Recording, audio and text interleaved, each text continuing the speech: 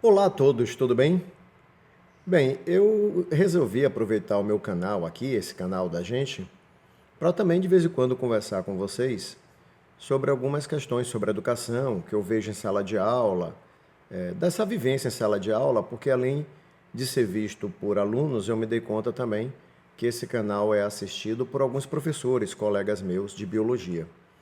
Então, conversar sobre alguns temas que eu vejo em sala de aula, ou que estão aí na sociedade. E o primeiro tema que eu estou trazendo já está até um pouco antigo, né? Porque hoje em dia é tudo tão rápido que as coisas ficam velhas muito rapidamente. Antes até de falar sobre o tema que eu vou tratar hoje, quero dizer que o mundo está muito polarizado, eu sinto as pessoas muito agressivas. E claro, eu gostaria de ouvir os comentários de vocês sobre esses vídeos, mas sempre com educação, né, pessoal? Sempre com educação. Eu não estou falando aqui para todo mundo concordar comigo. Você tem todo o direito de discordar, mas as pessoas hoje parece que não sabem conversar e discordar sem emanar ódio. Então vamos tentar nos comentários não emanar ódio, né? Apenas emitir a sua opinião, que você tem todo o direito, da mesma forma que eu estou dando a minha aqui. Não significa que eu tenha a verdade. É apenas a minha maneira de ver o mundo e eu acho que eu posso contribuir com isso. Então, esse primeiro vídeo que eu estou fazendo, que não é de uma matéria técnica, mas dessas coisas que acontecem no meio da educação, é sobre o trote de medicina, algumas imagens de alunos de medicina que saíram muito na imprensa, chegaram no Fantástico, nas redes sociais, de alunos de medicina em brincadeiras ou trotes, alunos correndo nus pela quadra durante um jogo de vôlei feminino, trotes em que aparecia, por exemplo, uma menina baixando a calça e outra pessoa derramando bebida alcoólica na bunda, e aí a bebida escorria pela bunda da menina e para que os calouros deitados no chão bebessem a bebida que escorria pelo corpo dela. Enfim, essas imagens estão aí na internet. Para quem quiser ver, saíram na grande imprensa, como eu falei, como no Fantástico. O que me chamou a atenção dessas imagens foram alguns comentários que eu recebi assim: esses serão os futuros médicos? Mas aí é que eu achei a pergunta mal colocada. Porque eles podem ser grandes médicos, quer dizer, participar dessas brincadeiras não vai impedi-los de ter um grande conhecimento técnico da medicina e até de serem pessoas humanas ou esse tipo de coisa e serem grandes médicos. Eu acho que não impede. Eu acho que a pergunta está errada ao olhar para o futuro, ao ver meninos nus correndo na quadra ou brincadeiras grotescas como encher frascos de urina e fezes e jogar, coisas grotescas. Mas eu acho que a pergunta está mal colocada quando ela olha para o futuro. Porque quando eu vejo esses jovens universitários fazendo isso, eu acho que a pergunta certa é: quem foram essas crianças? Porque veja, esses jovens que hoje estão na universidade foram educados por nós pais, passaram por escolas em que nós somos professores. Então, eles também são resultado de nosso trabalho. Então, assim, quando eu vejo essas brincadeiras, encher um frasco com urina e fezes, jogar, abaixar o calça e derramar bebida na bunda para outro bebê, correr numa quadra, eu acho isso vulgar, eu acho isso extremamente vulgar. Mas talvez seja um problema meu, tenho 50 anos. Talvez seja um problema da minha geração e você que tem aí 19, 20 anos acha isso normal. Tá. Para minha geração, isso é extremamente vulgar. Mas esses jovens não nasceram em uma escola de medicina. Eles não nasceram universitários. Eles foram crianças, educados por famílias. Eles passaram 2 décadas praticamente dentro do ambiente da escola básica. E hoje chegaram à universidade. E ao chegar à universidade, em um ambiente que muitas vezes o jovem está longe de casa, longe da família, aí essas coisas estão acontecendo. Então, eles também são resultado do nosso trabalho. E aí é que eu quero comentar. Há muitos anos, né, já faz um bom tempo, uma vez eu aqui em Ilhéus, na Bahia onde eu moro, parei para comprar um sanduíche nessas casas de sanduíche, né? E aí uma família desceu com uma criança, não lembro se menino ou menina, mas uma criança de uns 7 anos, com o uniforme do colégio que eu trabalho, sentaram na mesa ali para comer um sanduíche. O pai abriu a porta do carro e botou uma música pavorosa, pavorosa, com uma letra horrível e que provavelmente incitava a uma dança horrível. E eu fiquei, sabe aquela vergonha alheia? Eu fiquei constrangido, pensando, como é que um pai coloca uma música dessa para uma criança ouvir? Como é que o pai coloca uma música como essa para uma criança ouvir? Eu quase levantei da mesa e conversei com ele, não faça isso. Então, veja, quantas festas de aniversário de criança, 7 anos, 8 anos, tocando músicas pavorosas, essas músicas de bárbaros, volto a dizer, bárbaros do meu ponto de vista, talvez você ache linda, mas para mim são músicas de bárbaros, na base do mastiga, chupa, senta, quebra. Quer dizer, então veja, se você monta uma festa de aniversário para o seu filho ainda criança e toca qualquer tipo de música que leva a qualquer tipo de dança, e se a escola reproduz esse mundo, você faz parte do que está acontecendo. Quantas vezes em escolas que eu trabalho, no intervalo, eu falei, não é para tocar essas músicas. Essas músicas não são músicas para uma festa de escola ou para um ambiente de escola. E a pessoa fala, mas essas são as músicas que os alunos gostam. Aí eu não entendo nada. Porque desde quando a escola foi feita para fazer o que os alunos gostam? A escola foi criada para apresentar aos jovens um mundo que eles ainda não conhecem. Então, se essas músicas eles já ouvem no dia a dia deles, por streaming, por programas de auditório na televisão, se essas músicas já fazem parte do dia a dia deles, não há necessidade da escola mostrar. A escola agora tem que mostrar uma arte que eles ainda não conhecem. Uma arte que muitas vezes precisa de mais reflexão para entender, precisa de mais concentração para entender, porque tem uma letra que diz alguma coisa, tem metáforas. É isso que a escola tem que apresentar ao jovem, um mundo que ele ainda não conhece. Mas eu vejo que muitas escolas se acovardaram e querem fazer o que o aluno quer, o que o aluno gosta, e reproduzem essa cultura, essa arte dentro do ambiente escolar. Então, se nas festas familiares são músicas assim, são danças assim, que crianças ouvem e dançam, se a escola reproduz isso, ninguém tem o direito de ficar chocado se na faculdade os jovens seguem esse modelo. É o resultado do nosso trabalho.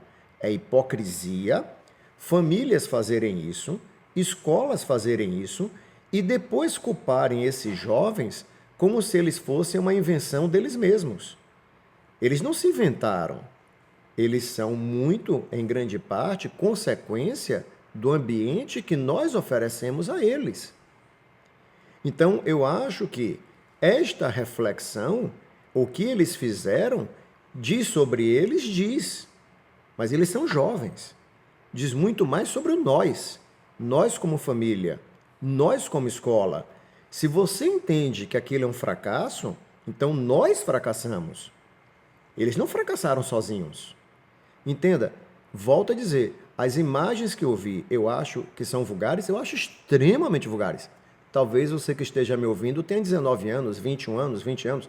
Talvez você tenha participado de algumas festas assim, ambiente universitário, e você acha normal, não veja grande coisa.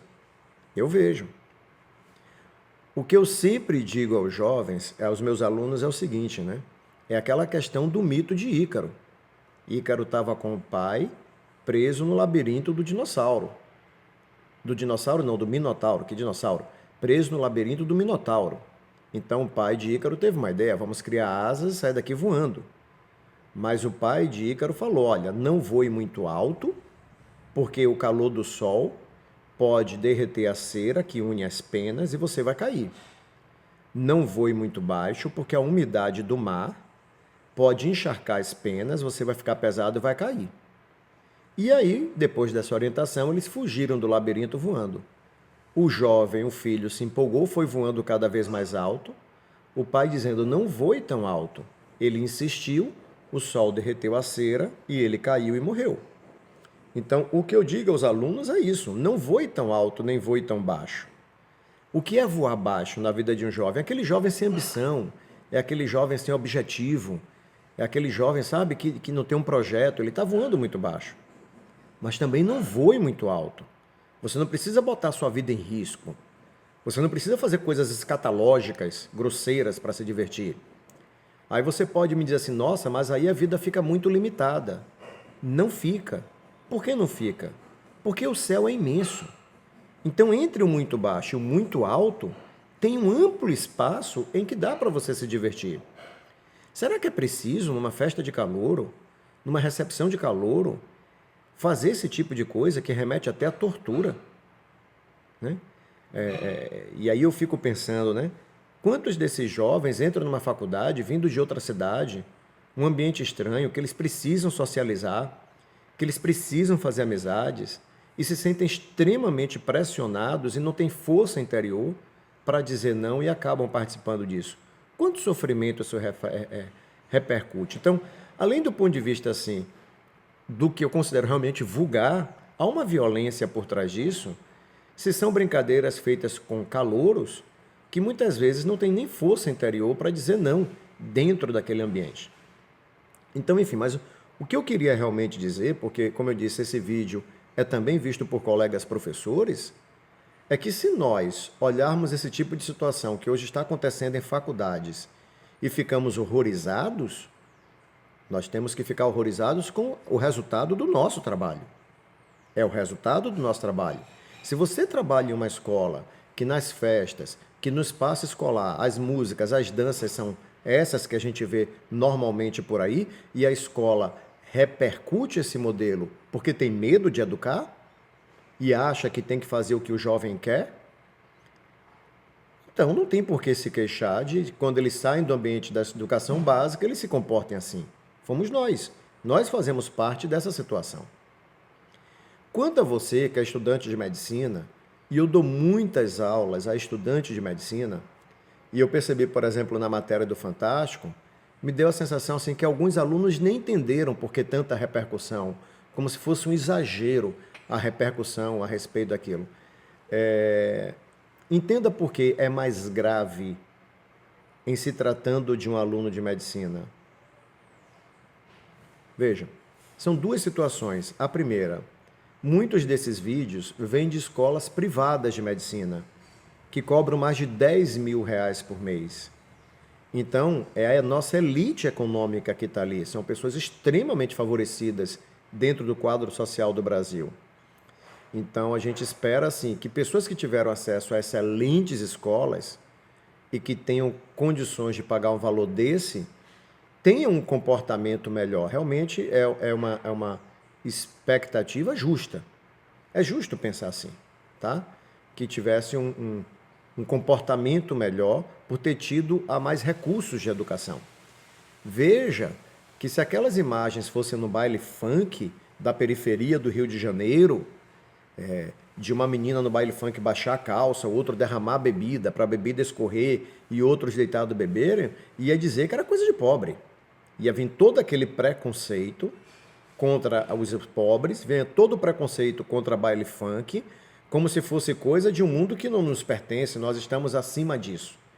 Então eu acho até que, do ponto de vista educativo, foi bom ter ocorrido numa escola privada de medicina, com mensalidades caras, para mostrar isso. Quer dizer, não tem esse abismo, essas coisas ocorrem no baile funk, não fazem parte da elite. Não. O comportamento foi grotesco em um ambiente extremamente seletivo economicamente. Então, acho que, do ponto de vista educativo, foi uma lição valiosa. Né? Não dá para empregar aquela carga de preconceito contra a comunidade, contra os pobres. O segundo ponto que chama a atenção, que é específica de ter sido com alunos de medicina em uma escola privada, que eu gostaria que você, que é estudante de medicina, entendesse, é o seguinte: o trabalho de um médico envolve algo que não é comum na maioria das profissões. Porque nós entregamos ao médico o nosso corpo. Nós entregamos ao médico, a uma médica, a nossa intimidade. O que desagrada naquele comportamento é a gente pensar assim: se um médico não tem pudor com o seu próprio corpo, o que nos garante que ele terá pudor com o nosso? Se um médico não tem pudor com o seu próprio corpo, o que me garante que ele vai respeitar o meu corpo? Isso é uma pergunta que aparece quando a gente vê aquelas imagens. Se eles estão lidando com o próprio corpo daquela maneira, imagine com o meu. também não dá para dizer que é um problema novo dessa geração. Pode estar se exacerbando esse problema, mas não é. Por que eu digo que não é? Porque há 20 anos, já faz mais de 20 anos isso, com uma aluna minha que entrou em medicina, ela estava no primeiro semestre de medicina, e ela cometeu a imprudência de, ainda no primeiro semestre, ir assistir cirurgias. E aí ela foi, com uma colega, assistir uma cirurgia, aqui em Ilhéus mesmo. Isso já faz mais de 20 anos. Uma senhora deitada, já anestesiada, né? Com a parte íntima dela coberta pelo lençol. E disse que quando o cirurgião entrou na sala de cirurgia, disse assim, mas para que cobrir o corpo dela? Tem que mostrar a xoxota mesmo. E tirou o lençol e expôs o corpo daquela senhora, daquela mulher anestesiada. Essa aluna, recém-entrada numa escola de medicina, ela me contou isso com os olhos cheios de lágrima. Então, para ela, uma menina que na época devia ter 19 anos, 20, entrando na escola de medicina, vendo um cirurgião, que para um estudante recém-chegado é quase um deus, e ele tem um comportamento como esse, essa falta de cuidado, essa falta de pudor com o corpo do outro, choca. Choca. Sabe? É como se desmoronasse toda uma ideia de que se tem do que seja ser médico. Então, quando nós, pacientes, vemos, aí sim dá para olhar para o futuro, futuros médicos com essa falta de pudor, com essa falta de cuidado com o próprio corpo, preocupa. Porque será que eles entendem a importância de respeitar o meu corpo, já que eles não estão tendo pudor com o seu próprio corpo? Agora, eu não os culpo, porque essa falta de pudor com o próprio corpo deles, como eu disse, foi uma construção da nossa sociedade, não foi uma invenção deles. Então, a você, que é meu colega, que trabalha em educação e está nas escolas, procure, fica essa sugestão, vamos todos procurar observar como são as festas que nossas escolas promovem, como são as músicas, como são as danças, como é que nós estamos também reproduzindo o que acontece fora da escola, dentro do ambiente escolar, e validando comportamentos que no final desembocam em situações assim que são vulgares. Mas de repente você bota aí no comentário, é vulgar para você, que é um velho de 50 anos. Para a nova geração, isso ok. Tá, tudo bem. Um grande abraço. Até o nosso próximo vídeo.